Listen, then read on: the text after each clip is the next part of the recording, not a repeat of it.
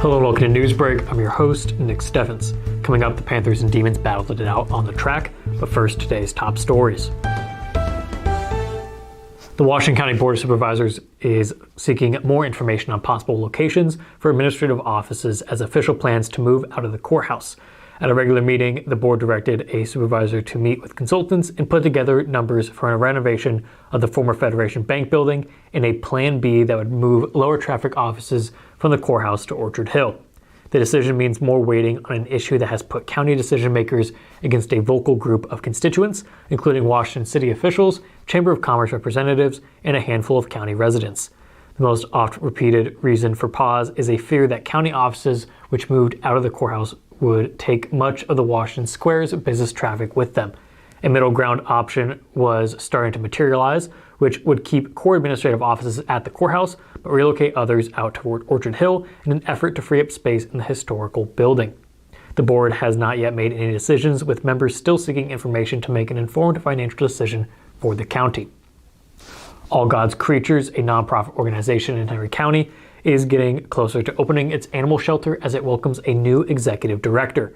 Emily Davis has been appointed to the essential role after an extensive search and interview process.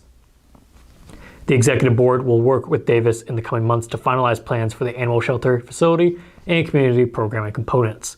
Davis will also lead a group of staff and volunteers when the shelter becomes fully operational. AGC board member Kate Reininger said that the board has been working tirelessly to ensure that this vision comes to life in the most successful and sustainable way possible. AGC encourages the community to follow along with their progress by signing up for their newsletter at www.allgodscreaturesmp.org and following their Facebook page, All God's Creatures MP.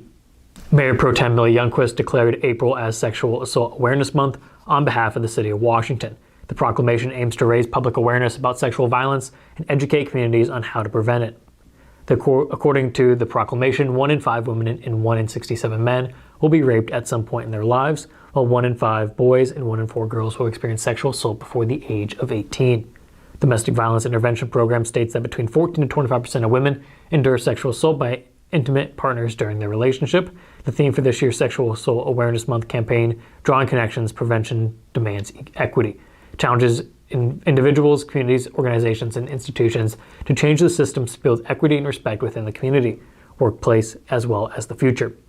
The City of Washington encourages everyone to work together to create change and prevent sexual assault in their community.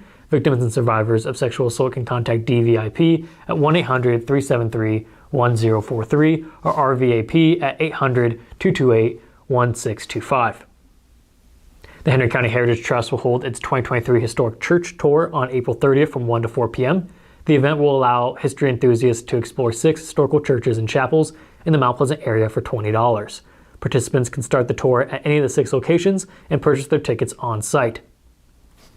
According to the Heritage Trust board member Pat White, each church will provide a brief history of its particular church, along with a little table of memorabilia or picture boards.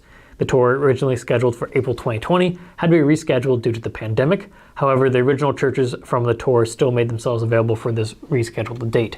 The 6 churches on the tour include Prairie Gem Church, Center M.E. Chapel, St. Michael's Episcopal Church, Congregational Church, Second Baptist Church, and Jesus S. El Camino, AIC, formerly Church of the Nazarene. The Wellman-Schofield Public Library is getting ready to expand and temporarily move to a new location as construction begins. After raising $100,000 in funds, the library will receive full funding of $632,860 from the Washington County Riverboat Foundation. The expansion will double the library space, increase collection shelving, provide handicap accessibility, add a programming room and a study room, increase bathrooms, and add storage. During the move, the library requests that patrons check out about 20 books to lighten the load, and they may also volunteer to help with the move. The library will reopen on May 9th with normal business hours and access to most of its collections.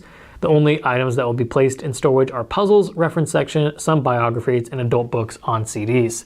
Children's computers will not be available during the temporary move, but 2 laptops will be provided for limited patron use. The summer reading program will still be offered, with location shifting to North Park or the Parkside Activity Center. We're going to take a quick break, and when we come back, we'll take a look at the weather and sports.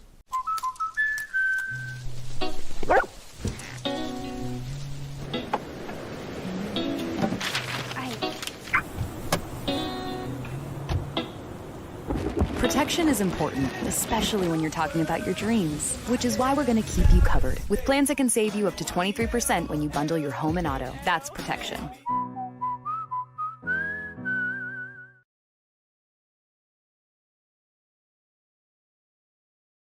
Bring the kids and share the memories from steam engines, antique cars and trucks, tractors, gas engines, and horses.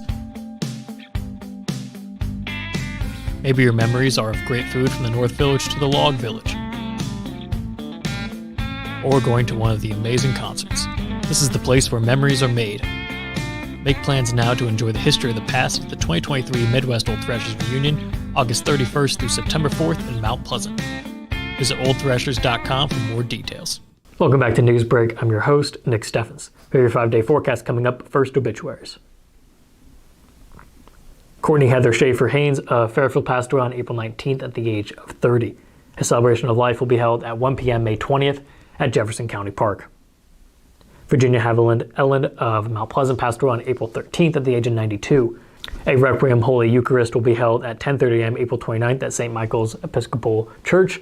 Murphy Funeral Home is in charge of the arrangements. That was obituaries. It is now time for your 5-day forecast. The weather has improved from the weekend with cloudy skies, but a high of 59. Tomorrow temperatures will continue to rise to 62 and it'll be partly cloudy. It will stay 62 on Wednesday, but it will still be mostly cloudy. On Thursday, it'll be partly cloudy and 64 degrees. And finally, there's a 53% chance of showers on Friday with a high of 63. We're going to take another quick break, and when we come back, we'll take a look at sports. Unbelievable amount of devastation. I've never seen anything like it. We had a beautiful barn that was gone in 20 minutes. Farm Bureau stepped up right away and said, hey, we got you and we'll be there for you. We were taken care of. Now we could get on to repairing and rebuilding. I tell everybody about Farm Bureau. We're fortunate to say we have good coverage with good people doing it. Contact Farm Bureau agents Tony Starr and Mike Welcher in Mount Pleasant today.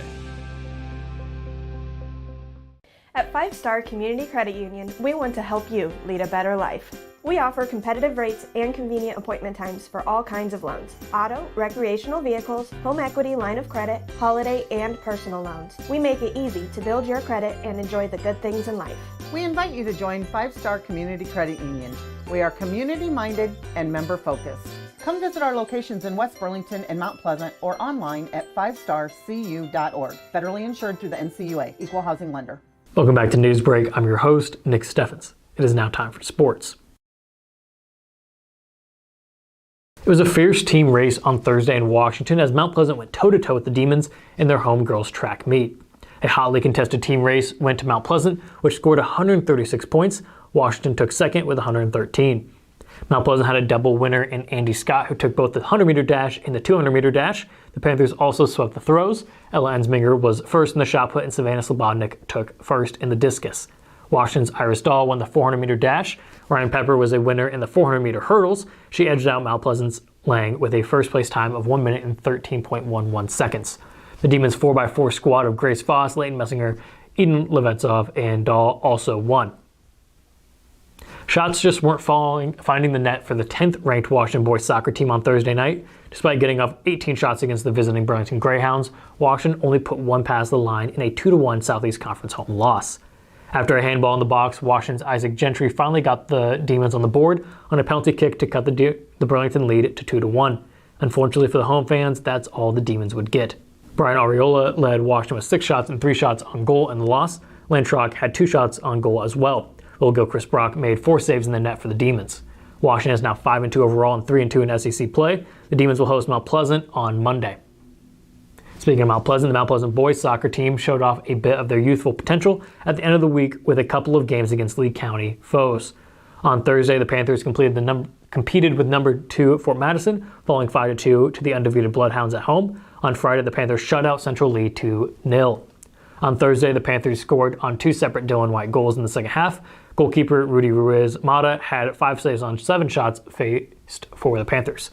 On Friday, White scored 2 more goals, this time both in the first half. Ruiz Mata faced 6 shots on goal and ended the game with 6 saves. Mount Pleasant is now 3-4 overall and 1-4 in Southeast Conference play. The Panthers will take on Washington on Monday at East Lake Park. That is the news for Southeast Iowa. I've been your host, Nick Steffens. This has been your news break.